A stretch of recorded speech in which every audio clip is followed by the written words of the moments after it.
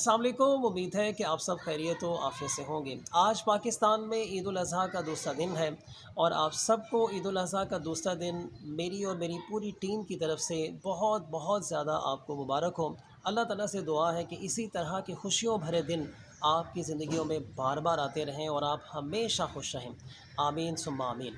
आज एक मुख्तसर सी छोटी सी बात भी आप लोगों के साथ शेयर करूँगा। पिछले दिनों पाकिस्तान में दाऊद ग्रुप ऑफ इंडस्ट्रीज़ से ताल्लुक़ रखने वाले शहज़ादा दाऊद और उनके 19 साला बेटे टाइटन नामी आबदोज़ में बैठकर टाइटैनिक का मलबा देखने के लिए समंदर की गहराई में 12,000 फीट की गहराई में वहाँ पहुँचते हैं और एक हादसे का शिकार हो जाते हैं, जिनमें उन दोनों बाप बेटा की जो है वो जानें जो है वो अल्लाह को प्यारी हो जाती हैं, वो जाँ बहक हो जाते हैं।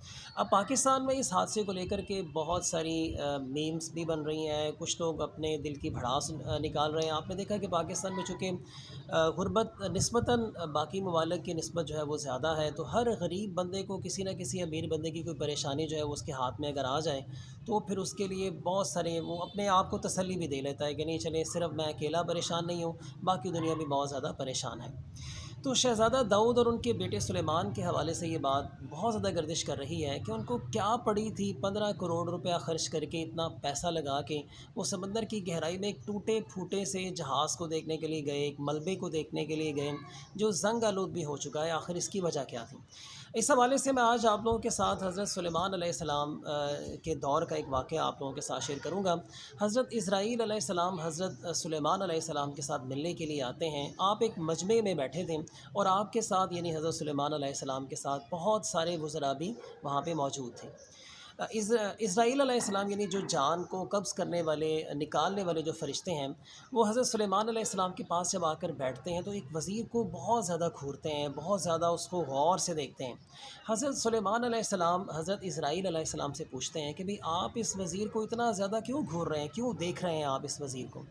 तो हज़रत इज़राइल अलैहिस्सलाम हज़रत सुलेमान अलैहिस्सलाम से कहते हैं कि इस बंदे की जान तो मैंने दुनिया के फ़लाँ हिस्से में जो यहाँ से बहुत दूर है, वहाँ मैंने इसकी जान कब्ज़ करनी है, इसकी रूह कब्ज़ करनी है। ये बंदा तो यहाँ बैठा है, ये वहाँ कैसे पहुँचेगा?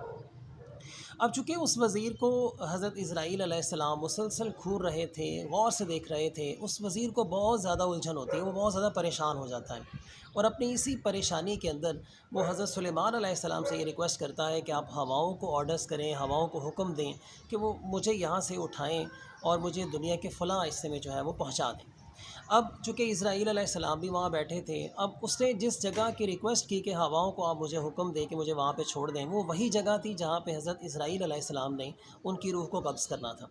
अब हवाओं ने फ़ौरी तौर पर उस बंदे को लिया और फ़ौरी तौर पर वहाँ पहुँचा दिया। वहाँ पे हज़रत इज़राइल अलैहिस्सलाम भी मौजूद थे, वो भी पहुँच गए वहाँ पे और उस बंदे की जान जो है वो कब्ज़ कर ली, यानी जान उसकी रूह जो है वो अपने कंट्रोल में कर ली, निकाल ली। अब देखिए इस वाक़े से मुझे आपको क्या सबक मिल रहा है? सबक ये है कि जिस बंदे की जान जहाँ निकलनी है उसने वहाँ पहुँच जाना है, वो चाहे पैसे लगा कर पहुँचे या चाहे पैसे ना भी लगा कर पहुँचे। उस बंदे ने वहाँ पहुँचना है जहाँ पे उसकी जान निकलेगी।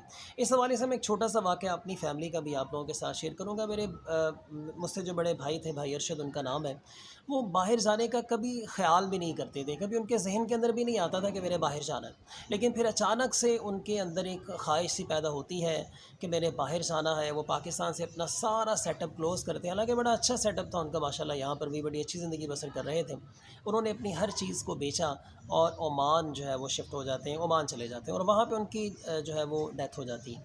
यानी इसका मतलब ये हुआ कि मेरे भाई अरशद ने वहाँ पर पहुँचना था, जहाँ-जहाँ उन्होंने कदम देने थे वहाँ देने थे, वहाँ का खाना भी खाना था और कुछ अर्सा वहाँ गुज़ारना भी था और फिर उनकी डेथ होनी थी। ये उनकी किस्मत में और उनके नसीब में ये लिखा था कि उनकी जान ऐसे निकलनी है। तो मेरे बहन भाइयों, जिस बंदे की जिस जगह पे जिस तरीके से जान निकलनी है उसकी वैसे ही निकले, याद रखिएगा।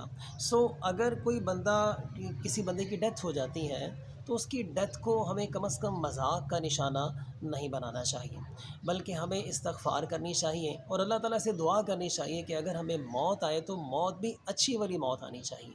इस हवाले से हमें दुआ करनी चाहिए कि मौत अच्छी आए, मौसम अच्छा होना चाहिए और अगर रमज़ान का महीना हो तो क्या ही बात है। अल्लाह ताला हम सब का जो ख़ात्मा है वो ईमान की हालत में करे, हम सबको ईमान की हालत में इस दुनिया से जो है वो लेकर जाएँ। कोशिश करें कि ख़ुद को थोड़ा सा यानी मेंटली अपने आप को मज़बूत बनाएँ اور پازیٹیو رہا کریں، اپنے آس پاس ہونے والے جو واقعات ہیں ان کو نگیٹیولی فوری طور پر آپ نہ لیا کریں، بلکہ دیکھا کریں، سوچا کریں، اور پھر کوئی بات آپ جو ہے وہ کیا کریں۔ آپ سب اپنا اور اپنے آس پاس کے لوگوں کا بہت سارا خیال رکھیے گا۔ اللہ حافظ۔